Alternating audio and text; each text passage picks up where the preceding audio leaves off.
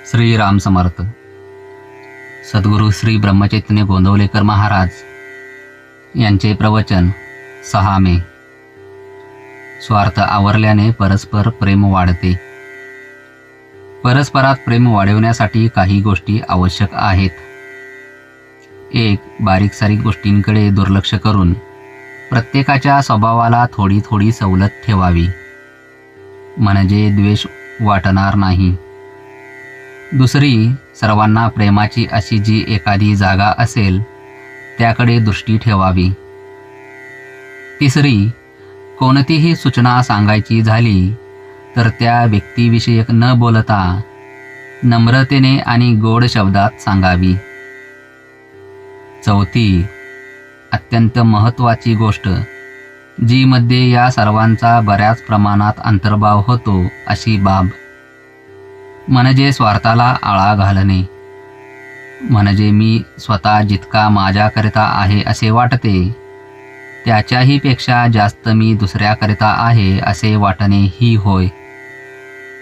आणि ही जाणीव ठेवून त्याप्रमाणे वागणे हेच प्रेम वाढवायला मदत करते. ज्या माणसाला स्वार्थ साधायचा नाही त्याला कमी पडणे शक्यच नाही.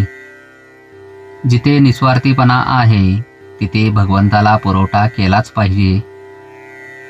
आता स्वार्थाचा विचार करताना असे सहज वाटते की मी कुठे स्वार्थी आहे, मी कुठे कुणाजवळ काय मागतो. पण एवढ्याने स्वार्थदृष्टी नाही असे म्हणता येणार नाही. अहंकारा इतकाच स्वार्थ जबरदस्त आहे.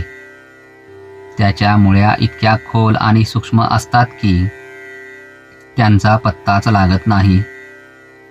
स्वार्थ 3 प्रकारचा असू शकतो: कायिक, वाचिक आणि मानसिक.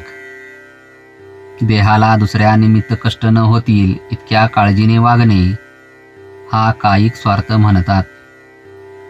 माझ्या बोलण्याला सर्वांनी मान डोलवावी, मी कोणाला काही कमी जास्त बोललो तरी त्याने निमूटपणे सहन करावे, अशा तऱ्हेच्या वृत्तीला वाचिक स्वार्थ म्हणता येईल. आणि माझ्या मताप्रमाणे सर्वांनी वागावे, माझे विचार बरोबर आहेत अशी जाणीव इतरांनी ठेवावी, अशा तऱ्हेची आपली इच्छा, त्याला मानसिक स्वार्थ म्हणता येईल.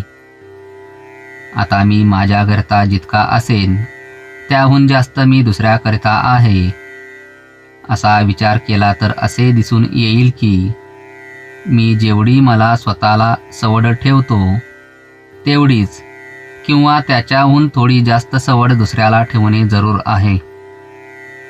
म्हणजेच जे दुसऱ्याने आपल्या बाबतीत करणे आपल्याला बरे वाटत नाही ते आपण दुसऱ्याच्या बाबतीत न करणे, आणि त्याच्याच उलट जे दुसऱ्याने आपल्याला केले तर बरे वाटते तेच आपण दुसऱ्याच्या बाबतीत करावे. हेच सर्वाचे सार आहे आणि हाच धर्म आहे.